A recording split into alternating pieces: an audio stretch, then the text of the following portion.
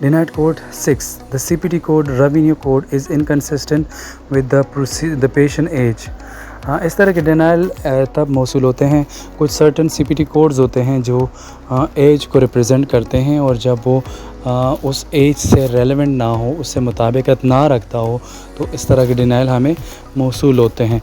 तो उसके लिए हमें कॉल्स में क्या डिस्कशन करनी है, कॉल पे क्या बात करनी है, उस हवाले उन चीज़ों को डिस्कस करते हैं। कॉल सिनेरियो जो हमारा है वो क्या है।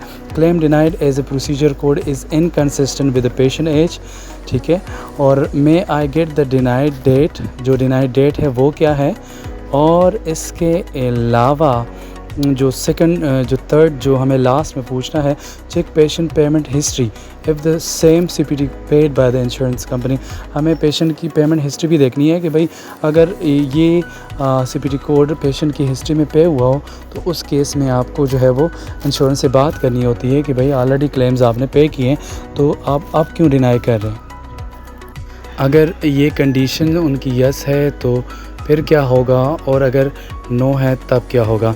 यानी जब हमने उनसे पूछा कि माजी में क्लेम अगर पेड है इसी कम्बिनेशंस के साथ, तो हमें फिर क्या करना चाहिए, और अगर नहीं है तब क्या करना चाहिए।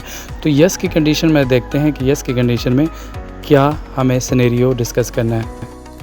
Yes condition of the call, can you please reprocess the claim as payment received for the same CPT code. हम उनसे पूछेंगे कि भाई ये आप रीप्रोसेस करेंगे क्योंकि आपने इसी सेम कम्बिनेशन के साथ CPT कोड पे किया है, तो उस केस में आपको ये क्लेम भी रीप्रोसेस के लिए भेज देना चाहिए। What is the turn around for reprocessing, turn around time कितना लगेगा। May I have the claim number and call reference number, ये चीज़ें आपको उनसे लेनी है, कॉल रेफरेंस नंबर और क्या वो क्लेम नंबर, ये दोनों आपको लेने चाहिए। साथ आप रिप्रेजेंटेटिव का नाम भी अगर नोट करें तो वो भी आपके लिए बहुत हेल्पफुल साबित होगा। No condition of the call, अगर नो कंडीशन हो तो उस केस में आपको क्या करना है। What is the time limit to send corrected claim, corrected claim के लिए टाइम लिमिट कितना चाहिए होगा। What is the fax number और mailing address to send an appeal, appeal के लिए कौन सा मेलिंग एड्रेस या फैक्स नंबर है वो हमें बता दीजिएगा। How much is the time limit to send an appeal, appeal के लिए कितना टाइम लिमिट रिक्वायर्ड है। May I have the claim number and call reference number, मुझे आप जो है वो कॉल रेफरेंस नंबर या क्लेम नंबर प्रोवाइड करें, और इस केस में भी अगर आप रिप्रेजेंटेटिव का नाम लिखेंगे तो वो ज़्यादा सूटेबल होगा और वो अच्छा होगा, along with claim number and call reference number. Important notes, important notes ये चीज़ें आपको नोट करनी चाहिए। There are few CPT codes define based on the age of the patient, कुछ ऐसे CPT कोड्स हैं जो कि एज को डिफ़ाइन करते हैं पेशेंट्स की। When it is billed incorrectly, जब इसको इनकरेक्टली बिल्ड करेंगे देन दिस डिनाइल अकर्स, इस तरह के डिनाइल हमें मौसूल हो जाते हैं। This denial should be assigned to the coding team to review and provide the correct procedure code. ये कोडिंग टीम को हम भेजते हैं, वो हमारी हेल्प करते हैं और करेक्ट प्रोसीजर कोड हमारे साथ शेयर कर लेते हैं। Sometime the insurance representative provides additional information as to what as be billed CPT code can be used. You can mention that information in the notes while assigning it to the coding team। कहा जा रहा है यहाँ statement में कि आपको जो representative होते हैं वो एडिशनल इन्फॉर्मेशन प्रोवाइड करते हैं और आपको बताते हैं कि किस एज के लिए कौन सी CPT कोड यूज़ करेंगे। फिर आप जो है वो मेंशन कर लेते हैं, वो इन्फॉर्मेशन आप जो है अपने कोडिंग टीम के साथ भी शेयर कर सकते हैं या कोडिंग टीम से हेल्प ले सकते हैं इस तरह की कंडीशन में। Once a response is received with the correct CPT detail, then send the correct claim to insurance by updating the correct CPT code even if the time limit to send the correct claim is crossed।